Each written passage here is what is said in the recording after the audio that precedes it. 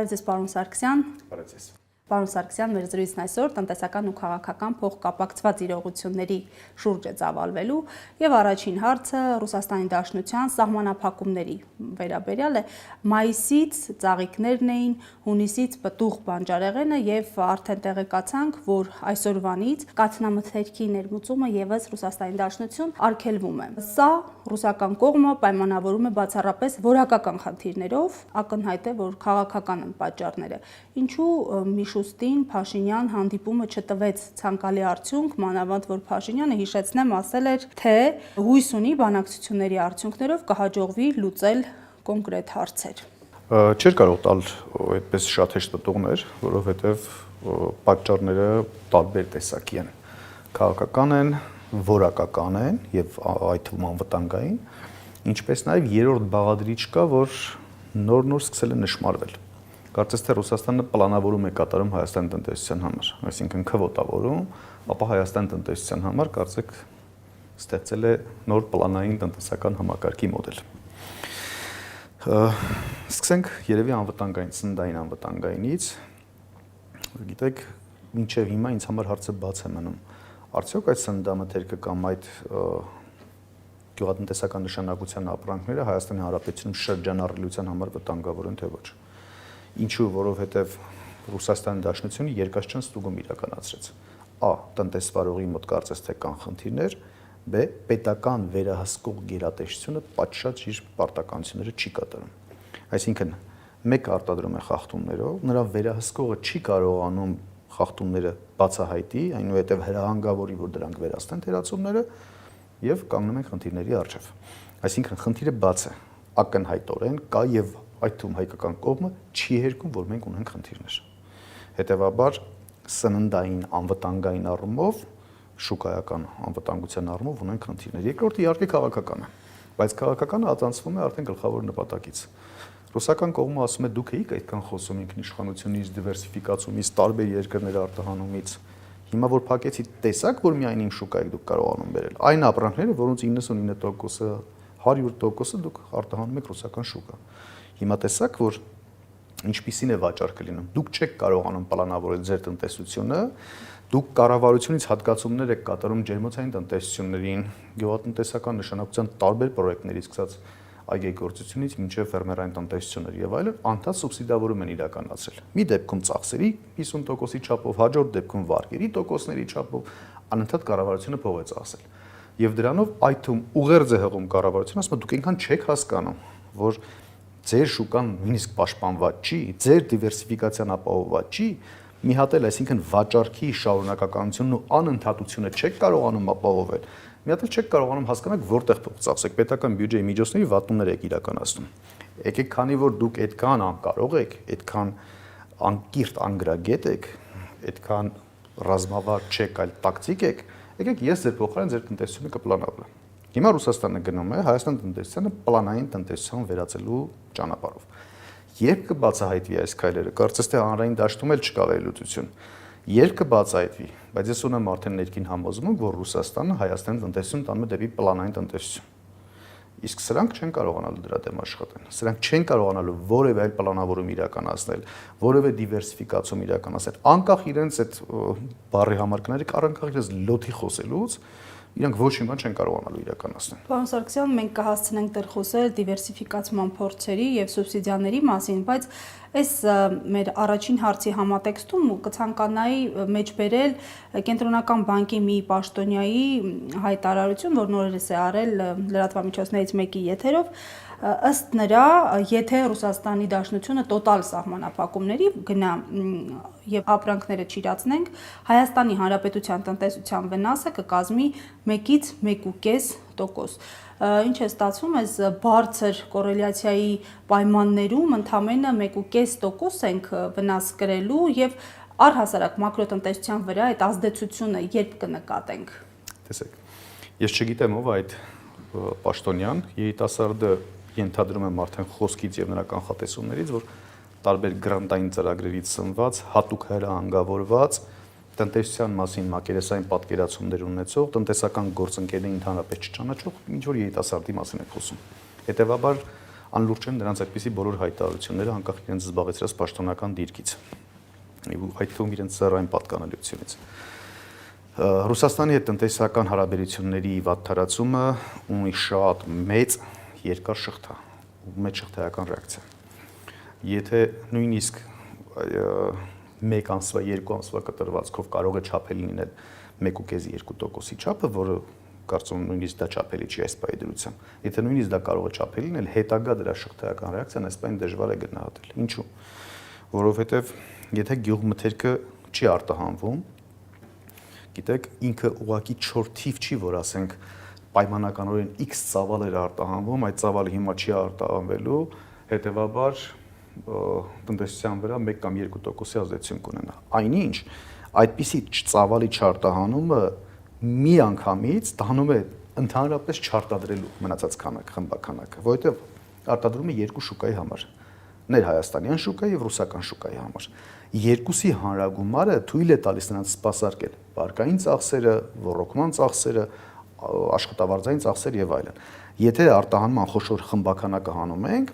այլևս նրանց հաստատուն ծախսերը այնքան շատ են, որ նրանք չեն զբաղվում ուղղակի գյուղատնտեսությամբ։ Եթե նրանք չեն զբաղվում գյուղատնտեսությամբ, Հայաստանի Հանրապետությունը սկսում է ներկրել։ Այսինքն մոտավորապես 150,000 մարդ, եթե չեմ սխալվում, գյուղացիական տնտեսության մեջ ներգրավված ու զբաղված, այսինքն այս մարդիկ դուրս են գալիս գյուղատնտեսական զբաղվածությունից։ Հաջորդը վերամշակող արդյունաբերությունն է։ Եթե չարտադրվեց, բնականաբար վերամշակող արդյունաբերությունը չի կարողանում աշխատել։ Սրա գնահատականն է շատ դժվար տրվելու։ Այնուհետև, եթե չի աշխատում վերամշակող արդյունաբերությունը, իր աշխատակիցներին աշխատանքից հեռացնում։ Աշխատանքից հեռացման պարագայում բնականաբար սպառումն է կրճատվում արդեն Հայաստանի Հանրապետությունում։ Մարդը փող չի ստանում, աշխատավարձ եկամուտ չի ստանում, որ կարողանա գնա հաց առնի, կոշիկ առնի, հագուստ առնի եւ այլն։ Հետո ունենում են վերամշակող արդյունաբերությունը արդեն հարակից գործունեության տեսակներ։ Օրինակ, որքան է դրա ազդեցությունը ծառայությունների ոլորտի վրա։ Հաշվապահական ծառայություններ ձեռք են բերում, այո, իրավաբանական ծառայություններ ձեռք են բերում, այո, մարքեթինգային ծառայություններ ձեռք են բերում, այո, այսպիսի բազմաթիվ ոլորտներ կարող եմ թվարկել, որոնք որ մուլտիպլիկատիվ էֆեկտ են տալիս, այսինքն հարակից ծառայություններին եւ արտադրություններին նրանք նոր շունչ են հաղորդում, որպեսզի աշխատեն։ Սա մի բլոկ է միայն, այսինքն միայն արտահանումների սահմանափակումների բլոկը։ Իսկ եթե չենք մոռանում զրույցի սկզբում ասած պլանային տնտեսությունը, արդեն Ռուսաստանը պլանավորում է ասում է դուք կարտադրեք այսքան, ես դա ձեռք կբերեմ, ավել չեք կարող արտադրել։ Արդյոք մենք կարող ենք այստեղ հաջողել, թե չէ։ Արդյոք հետո քաղաքական այդպես նպատակները չեն ավելի խորանա եւ այլ ոլորտների վրա ազդեցություն դա ունենա։ Այսինքն կախվածությունը ավելի կմեծանա այս բaragայում։ Կախվածությունը շատ մեծացել է արդեն, բայց կախվածության դիվերսիֆիկացիան Նիկոլ Փաշինյանը իրականացրել է։ Կախվածությունը, եթե ժամանակին միայն Ռուսաստանից էր, հիմա կախվածությունը Ռուսաստանից է, Թուրքիայից է, Ադրբեջանից է, Ֆրանսիայից է, Ամերիկայից է, Անգլիայից է, Իսրայելից է եւ այսպես շարունակ։ Ամեն դեպքում իրենք պնդում են, որ հենց դրա շնորհիվ, դիվերսիֆիկացման այս փորձերի շնորհիվ մեկ բևեռից կախվածությունը ավելի նվազում է։ Դե Նիկոլ Փաշինյանը շատ ուղիղ տեքստով ասաց, որ ինքնիշխանությունը մեկի փոխարեն մի քանիսից կախվածության մեջ է, այնինչ ինքնիշխանության ամբողջական վերացումն է։ Տեսեք, ինքը երևույթի մասին կարող է խոսել, այդ թվում անկեղծորեն խոսել, բայց հակառակ տրամաբանության 180 ճամ տարբեր ձևով է ինքը խոսում, այսինքն Հայաստանի Հանրապետությունը ինքնիշխան չէ։ Հայաստանի Հանրապետության ինքնիշխանությունը թույլատրել է Նիկոլ Փաշինյանը շատ ավելի, քան եղել է թույլ։ Հայաստանի Հանրապետությունը, գիտեք, անկախություն ասելով, ինքնիշխանություն ասելով առաջին հերթին մենք պետք է հասկանանք տնտեսական անկախություն, տնտեսական ինքնիշխանություն, մենք դա ունենք, ոչ։ Եթե կախվածություն ունեինք, հիմա ընդհանրապես գնում ենք պլանայինի, ընդ որում ոչ թե պլանավորում է Հայաստանի Հանրապետությունը կամ Հայաստանի կառավարությունը, այլ որևէ այլ երկիր։ Գիտեք, իմ համար էական չի այդ երկիրը դաշնակից Ռուսաստանն է, Ամերիկան է, թե որևէ այլ երկիր։ Տարբերություն չկա։ Փաստը մնում է փաստ։ Նիկոլ Փաշինյանը խոսելով ինքնիշխանության մասին, Հայաստանի ինքնիշխանությունը բուն իմաստով ոչնչացնում է։ Պարոն Սարգսյան, ասում են, որ Ռուսաստանի Դաշնության սահմանափակումները ի վերջո հանգեցնելու են նաև տնտեսական կոլապսի,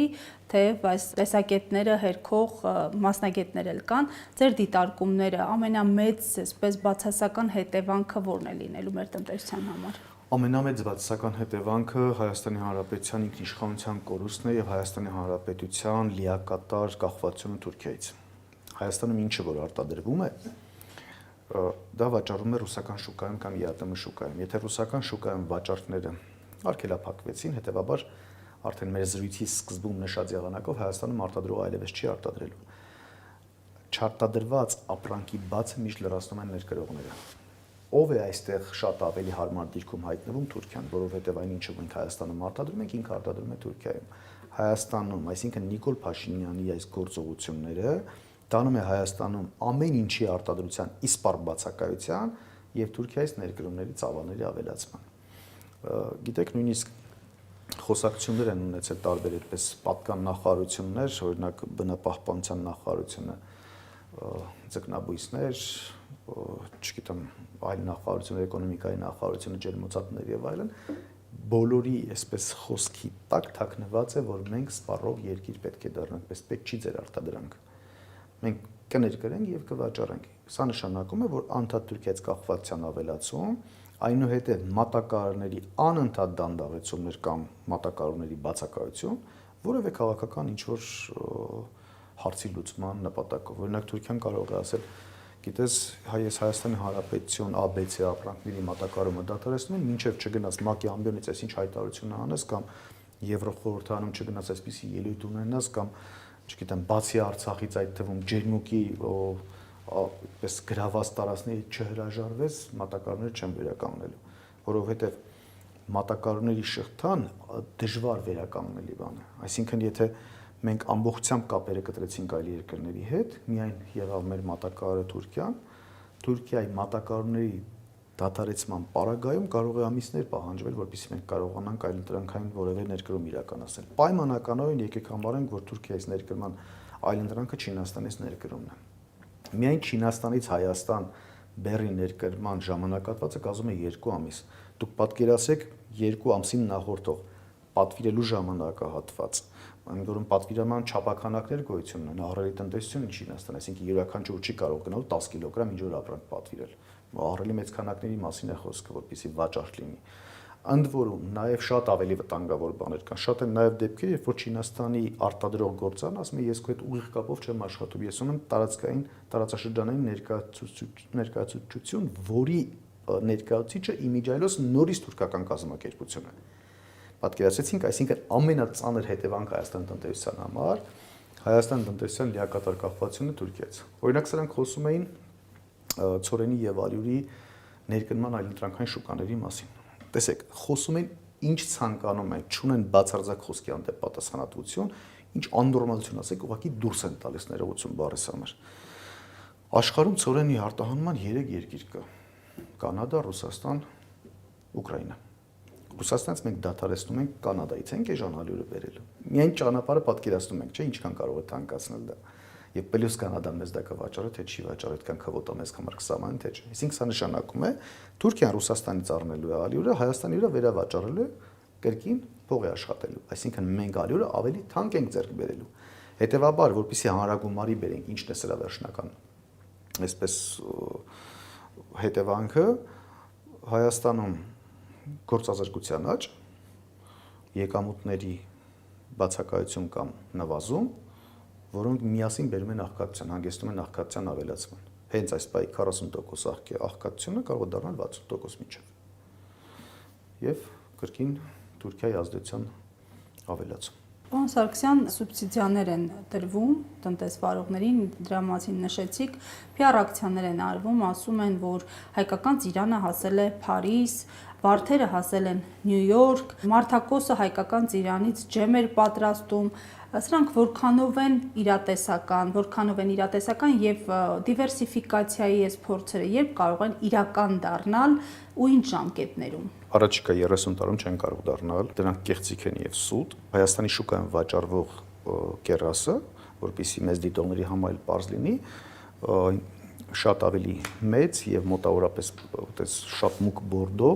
կերասի մասին է խոսքը, որը վաճառվում է եւ հայաստանյան շուկայում եւ եվրոպական շուկայում։ Եվրոպայի ծայր արևմտյան եւ ծայր արևելյան երկրներում համեմատել ենք վերջերս մի քանի օր առաջ ընդամենը կրկնակի էժան է Հայաստանի Հանրապետությունից։ Այսինքն մենք եվրոպացիներին, իսպանացիներին, պորտուգալացիներին, ու այս կողմը հույներին, բուլղարներին ասելու ենք կրկնակի գնով ավել վաճառեք, հա, մեր, չգիտեմ, կերասը։ Դեղցը իհարկե հայկական դեղցի համը երբեք չի կարող ունենալ կամ միգուցե մեր համային ռեցեպտորներն են սովոր հենց հայկական համային հատկանիշներին, բայց կրկին կրկնակի էժան էր, խնձորը կրկնակի էժան էր։ Խմիչքները Հայաստանը ինչ է արտադրում։ Եկեք Հայաստանի ամբողջ արտադրանքը մենք ուղղակի սվոտվելություն անենք, ինչ որ մի ցախ կողմ թղթի գրենք, միրգ, պտուղ, բանջարեղեն, հագուստ, խմիչքներ, ծխախոտ եւ այլն, եւ եվրոպական շուկան դիտարկենք։ Գին որակ համադրության մեջ հայկական արտադրանքը չի կարող գնալ Եվրոպա։ Հայաստանը կարող է արտադրել, այո, կարող է։ Արտադրելու համար պետք է մենք տեսնենք երաստիճան կամ երրակողմ մի հատ համագործակցություն, կառավարություն, բիզնես, գիտություն։ Մենք ինչ ենք տեսնում։ Գիտությունների ազգային ակադեմիայի լուծարում։ Մենք տեսնում ենք գիտության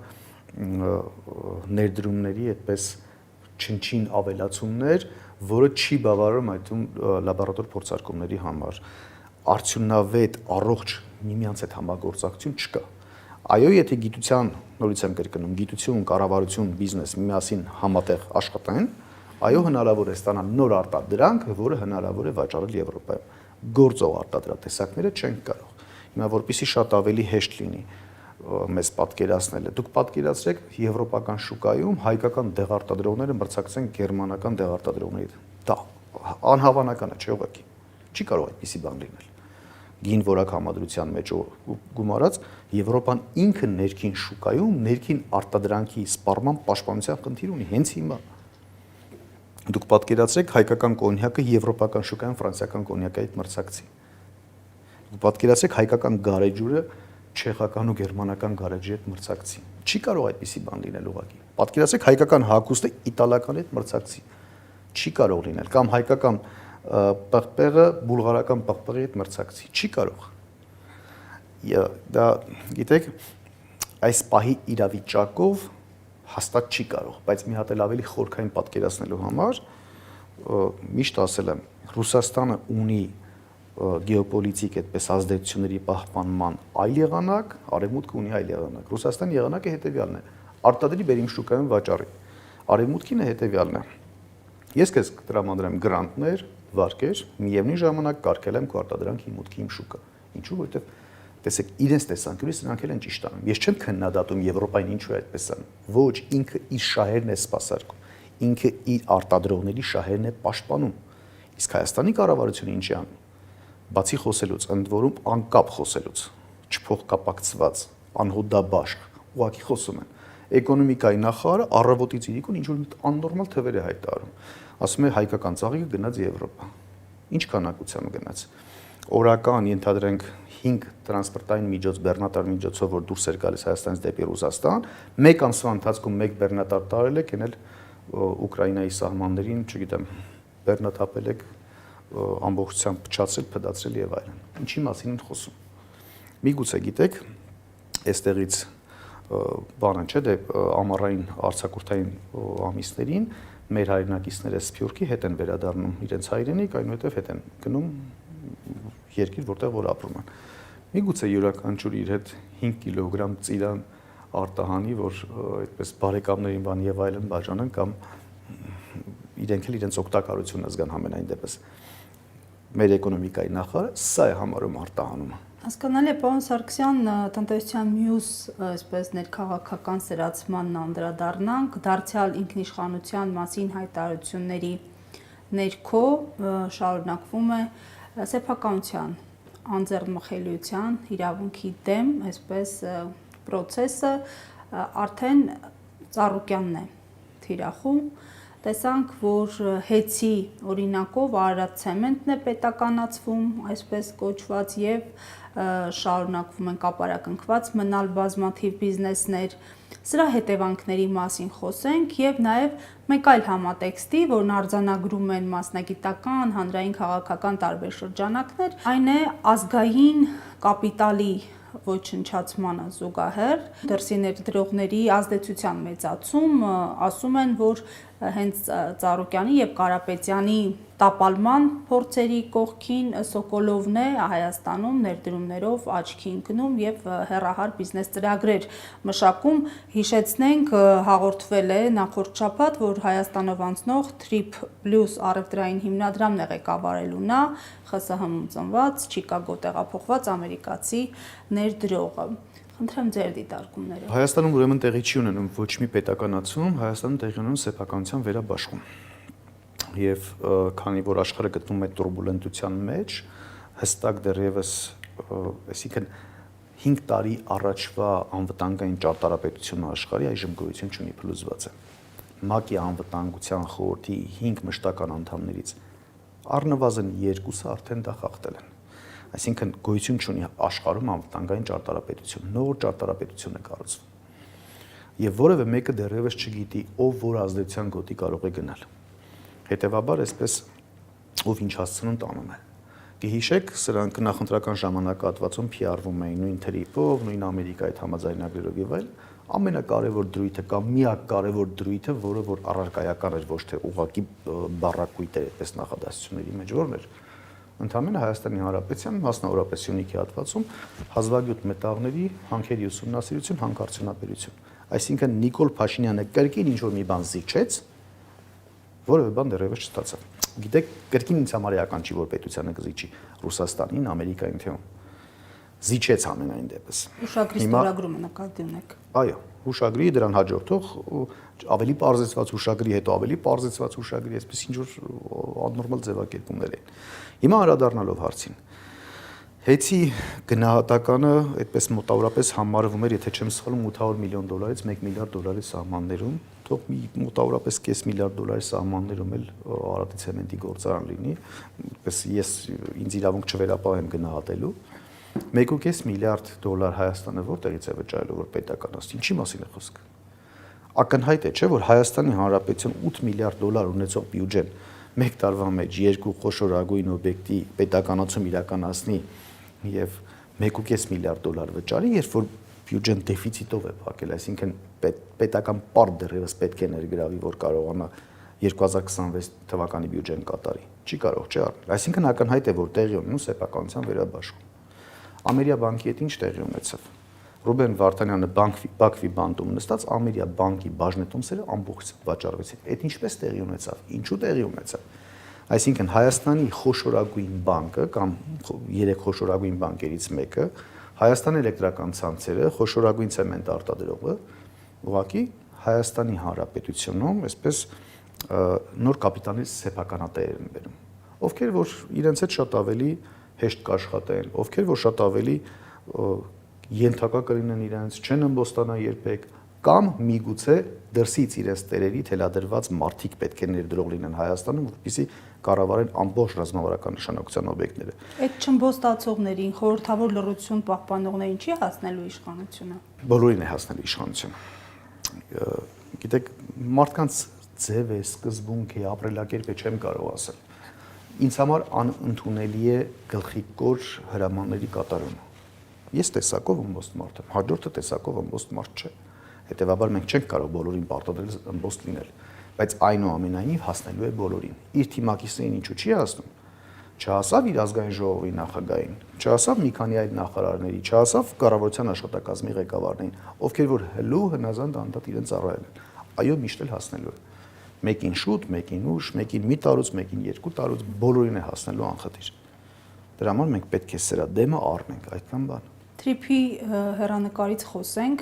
որքանով եք բարձր գնահատում շանսերը կամ ցածր գնահատում շանսերը Թրիփի իրագործելիության, հաշվի առնելով այդ նաև աշխարհաքաղաքական բաղադրիչը Ռուսաստանին տարածաշրջանից դուրս մղելու եւ այսօր լարվածության մեծացումը հենց տարածաշրջանում։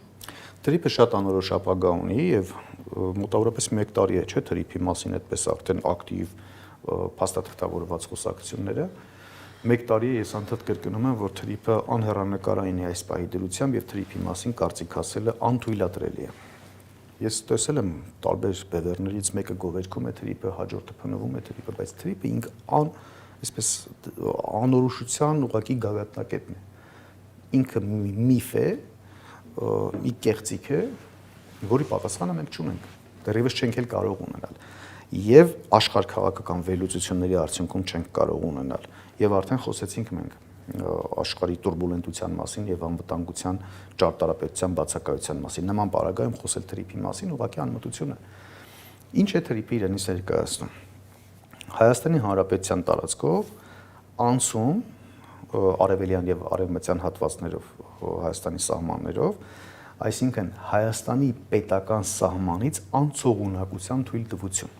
երկու սահմաններից եւ արևմտյան եւ արևելյան սահմաններից։ Հենց պետական սահմանը տալիս է անցողունակություն, ինքը կոչվում է մաքսային սահման։ Հենց անունը արդեն դարձավ մաքսային սահման, այլևս Հայաստանի Հանրապետությունը չի որոշում, որովհետև Հայաստանի Հանրապետությունը դեռևս ԵԱՏՄ անդամ է։ Այսինքն ինքը կոչվում է ԵԱՏՄ սահմանը հատեցին։ Այսինքն Ամերիկան եւ Հայաստանը որոշեցին, որ ԵԱՏՄ-ի սահմանը հատում են, ոչ։ Այդ թվում Հայաստան-Ամերիկա հուշագրերի մեջ գրված է հետագա թրիփի շահագործման եւ այլնի ճակատագիրը որոշվում է Հայաստան, Ամերիկա եւ երրորդ երկիր քննարկման արդյունքում։ Ո՞վ է երրորդ երկիրը, եթե ոչ ԵԱՏՄ անդամ երկրներ, իհարկե իրենց Ռուսաստանը։ Այսինքն թրիփի մասին խոսել մի պարագայում, երբ որ դեռ չկա Ամերիկա եւ Ռուսաստան գեոպոլիտիկ համաձայնություն, սա ուղղակի ամմություն է, մենք չենք կարող դրա մասին խոսել։ Այ երբ որ Հայաստանի ճակատագիրը պարզ կդառնա, որ ԵԱՏՄ-ից հաստատ դուրս է գալիս, Թուրքիայի վիլայեթացում է անում եւ այլն, այն ժամանակ կարող ենք մենք թրիփին անդրադառնալ։ Գումարած մենք չպետք է մոռանանք նաեւ, խոսում ենք անդադ Ամերիկա եւ Ռուսաստան հակամարտության մասին, բայց պետք է մենք չմոռանանք Իրան-Ամերիկա պատերազմի եւ հակամարտության մասին, որովհետեւ թրիփը այնպես ինչպես որ հայտարարված էր ամենայն դեպս բաց աղբյուրներում Իրանի համար կարմիր գիծ է համարվում։ Հետևաբար մինչեւ Իրան, Ամերիկա, Ռուսաստան, Ամերիկա, Չինաստանին նաեւ այստեղ պետք չի մոռանալ։ Մինչեւ նրանք չունենան համաձայնությունները, իհարկե Թուրքիայի անընդհատ տարածաշրջանում աճող դերակատարումն էլ չպետք է երբևէ մոռանանք։ Մինչեւ այս բոլորը համաձայնության չգան, թրիփի մասին մենք չենք կարող խոսել։ Դրա համար ենք անդադ ասում, որ Հայաստանը շատ վաղուց այլևս կորցրել է իր սուբյեկտայնությունը։ Եվ Նիկոլ Փաշինյանը գնում է այդպես տարբեր մարզային ինչ-որ ակտիվ հանգիստների եւ այլնի, դրսում որոշում է Հայաստանի Հանրապետության թրիփի, Սյունիքի եւ այլնի ճակատագիր, ինքը մասնակցություն ընդհանրապես չունի դրան։ Եվ պարոն Սարգսյան, ամփոփելով մեր զրույցը, անդրադառնանք ՊԵԿ-ի վերջին հրապարակած վիճակագրությանը հունվար-հունիս ամիսներին վերաբերող, այն դեռևս չի արտացոլում Հայաստանից Ռուսաստանի Դաշնության արտահանումների սահմանափակումների հնարավոր հետևանքները, ամեն դեպքում մի ցուցանիշի մասին խոսենք, 1000 խոշոր հարկատուների հարկային մուտքերը 2026-ի առաջին կիսամյակում նախորդ տարվա նույն ժամանակահատվածի համեմատ ավելացել են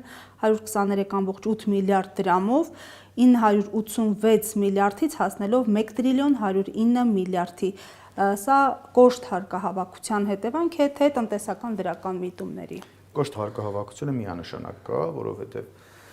դեռևս շատ շուտվանից էինք բարձրաձայնում, այդ թվում պաշտոնական նամակով դիմել էինք, ասում էինք բավական է արդեն բիզնեսի վրա այդպես քրեական գործերով անդադ հարձակում գործադրեք։ Մտեք ՊԵԿ-ի քննչական մարմիններ, բառից բուն իմաստով միջանցներում փաստաթղթեր, համակարգիչներ, սերվերներ, տարբեր տեխնիկաներ։ Նույնիսկ քայլելու տեղ չկա, պատկերացնում եք։ Այսինքն անընդհատ ամենաչնչին կասկածի պարագայում գնում են տնտեսվարողի մոտ, արգրավում են համակարգիչները, արգրավում են փաստաթղթերը, ձերբակալում են պաշտոնատար անձանց եւ ստիպում են, որպեսզի հարկային մուտքերը ապահովեն։ Սա առաջին, որը որ վերջին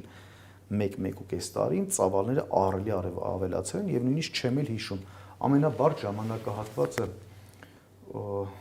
20-25 տարի առաջ էր մոտավորապես Քոչարյանի ժամանակահատվածում, որ ասում էին ամենավատ